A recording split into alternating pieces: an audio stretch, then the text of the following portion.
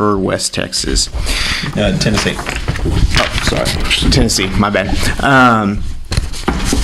Real quick, I just find this really funny. The Transportation Security Administration instead of like Airport Security Administration. Yeah, they ended up broadening out that first term so they can branch out.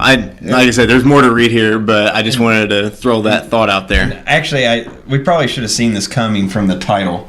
Oh yeah, the title they were given from the get-go. Absolutely, yeah. Like I said, it could, it should have been like, ASA, Airport Security Administration. Of course, maybe they're trying to fill up the alphabet. I don't know. Yeah, I'm sure they already have plenty of A's. I think they literally are. To increase national security, the TSA created Visible Intermodal Prevention and Response, also known as VIPER, teams which consist of federal air marshals, surface transportation, security inspectors, transportation security officers, behavior detention officers, and explosive detection canine teams. McCarthy also pointed out that the Interstate 40 is one of the country's a major thoroughness, being the third longest major west-east interstate highway in the United States after Interstate 90 and Interstate 80. Interstate's 40's western end is in Barstow, California, and its eastern end is in Wilmington, North Carolina. Did not know that. This is a surprise considering Tampa, Florida bus stations have been long occupied by TSA checkpoints, forcing random searches. According to the TSA, a quote, depending on what inaccurate blog post you may have read, you would think that the TSA has checkpoints set up all over Tennessee's highways. That's just simply not the case. In fact, it's really startling to see how off-base some of the claims have been. As a part of an ongoing terrorism prevention response program, the Tennessee Department of Safety and Homeland Security hosted a statewide exercise on November 18th through 20th, 2011. TSA participated through its Visible Intermodal Prevention and Response, or VIPER program. The exercise focused on improving the communications and operating relationships of state, local, and federal agencies when responding to any type of homeland security situation. TSA VIPER personnel participated in multiple locations in the Tennessee exercise, supporting state and local personnel as they inspected vehicles to identify potential security threats. In addition, transportation security officers were in attendance to provide information, including a leaflet to truck drivers at weigh stations about TSA's First Observer program that encourages drivers to report potentially suspicious activity or items that they see on the road. So, now truck drivers are now supposed to be police officers. They're spies. They're spies. Yeah, like the what is it? InfraGard. Look up InfraGard. TSA officers did not physically screen drivers during this exercise, as is erroneously reported. The actual vehicle inspections were conducted by the Tennessee State Highway Patrol, just the same as they are done every day. And now, point 3. You can go ahead and take this one. I'm kind of... All right. This is my favorite part. Thanks. All right. This was posted by Liz Clamas on theblaze.com. Ron Paul calls TSA jackbooted thugs in response to highway checkpoints. A week ago, Tennessee became the first state to team up with the U.S. Transportation Security Administration to implement highway checkpoints for random searches in a in a move to counter terrorism. Ron Paul's response? That the VIPER program, with its sinister military-style acronym, is violating Fourth Amendment rights with random highway checkpoints by jackbooted thugs, he writes on his website. So first, we are told by the U.S. Supreme Court that American citizens have no Fourth Amendment protections at border crossings, even when standing on U.S. soil. Now TSA takes the next logical step and simply detains and searches U.S. citizens at wholly internal checkpoints. The real tragedy occurs when Americans incrementally become accustomed to this treatment on the roads, just as they have become accustomed to it at the airports. We already accept arriving at the airport 2 or more hours before a flight to get through security. Will we have enough to build in an extra 2 or 3 hours in our road trips to allow for checkpoint traffic? Viper was created in 2005 in response to the 2004 Madrid bombings to increase security at rail and mass transit systems in the United States. By 2007, Viper had augmented security at transportation facilities in cities like New York, Buffalo, Los Angeles, and Boston.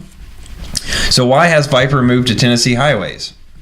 Channel 5 reports Tennessee Department of Safety and Homeland Security Commissioner Bill Gibbons as saying, quote, "Where is a terrorist more apt to be found? Not these days on an airplane, more likely on the interstate." Really? Next is going to be malls. Next is going to be schools. I just went to middle of nowhere, Eastern Tennessee, a couple weekends ago. I didn't see a single terrorist. I mean, maybe it's because I'm not a truck driver. You gotta worry about those plain fields, man. You gotta worry about those open spaces. I know if I was a jihadist, Eastern Tennessee, that's where I'd be moving. The examiner goes as far as to liken the checkpoints to those used in Nazi Germany. The report also states that these checkpoints were not established based on any specific threat. Ooh. This whole prevention deal, there's so much to talk about with this. Sorry, I'm getting flustered. I just can't stand this. They have this wonderful weapon now, the boogeyman. He's out to get you. You don't know when, you don't know where. He doesn't schedule. He can get you anytime. And we're starting to fall for it. We're starting to wake up better, but there's still people that are falling for it, and they're just handing over their rights left and right. Have you ever felt truthfully scared for your life, just out and about, worried that some terrorist is gonna, randomly try and blow up the building you're in, or try? I've been, from time to time, I've been concerned that a white male American might victimize my family while out and about. No, I can't say that I was ever expecting a jihadist, an Arab, Muslim, whatever, to jump out of the bushes. And a big thing nowadays, what they're peddling across now is the homegrown terrorists. Absolutely. Now it's not people in the Middle East, but people that you live next to. They can get you. Those are the people you need to look out for most. And I'm sorry to interrupt, but I'm glad you mentioned that. I just saw yesterday or so where it was yesterday that I think it was in Missouri.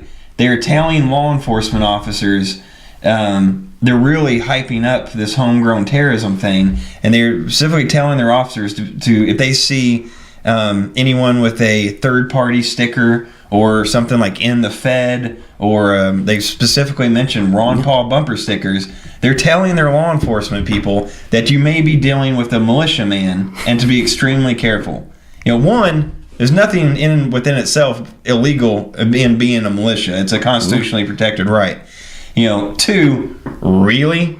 Ron Paul supporters are homegrown terrorists? They try.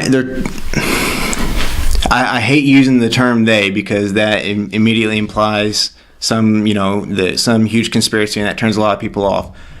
Do you not see how that tries and turns people against themselves? Like it tries to turn me against you, and I don't trust you. I trust my government, though.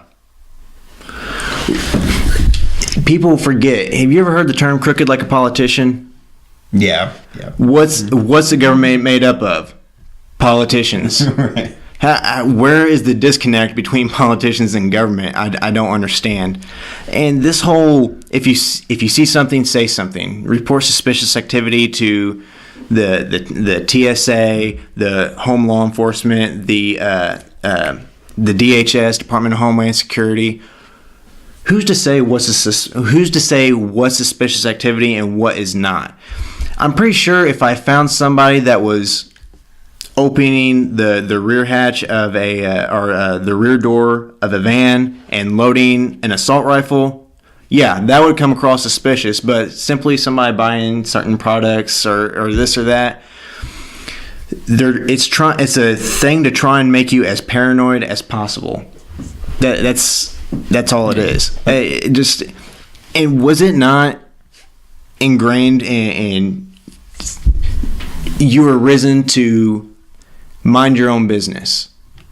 I don't want to say try and be completely ignorant as to what everybody's doing. I mean, you need to have an awareness about you, but you're not supposed to try and read into something too much. You're not supposed to try and spy on your neighbors. That's morally wrong, and I've never heard of anybody being raised that's the right way to go about things. Sorry, two things. You're talking earlier about the endless federal agencies. Perhaps they're trying to fill every letter of the alphabet. I have an idea. We should start the FUCK. Seriously, the FUCK. Find unconstitutional checkpoints by the king. Let's start a group. Not bad. Not bad. I like that. And my other point is what you're talking about. It reminded me of the ancient Chinese mastermind Sun Tzu. Practically his number one rule was divide and conquer. If you can divide everyone, then you can conquer them. Or in other words, if you keep everyone looking in eastern Tennessee for a terrorist, you're not noticing that they're about to bomb Iran or whoever. Or if you keep everyone all worried about the Middle East, and then you're not paying attention to what's going on in eastern Tennessee. Right. And one more thing real quick with regards to the TSA. If you guys haven't seen the South Park episode on them, have you seen that? Yes. The toilet security. Yeah.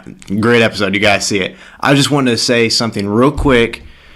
Whenever the TSA first came out, right after 9/11, first of all, it was I was only in 6th grade, so I wasn't too in tune to world news and everything.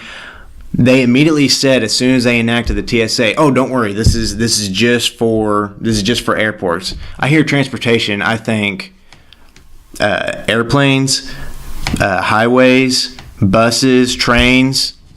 How long do you think it's going to be before they put agents at all that? They said at first, it's only for airports. It's not going anywhere else. Now we're on highways. My friend, if they can get away with it, I think there will soon be TSA agents in your driveway.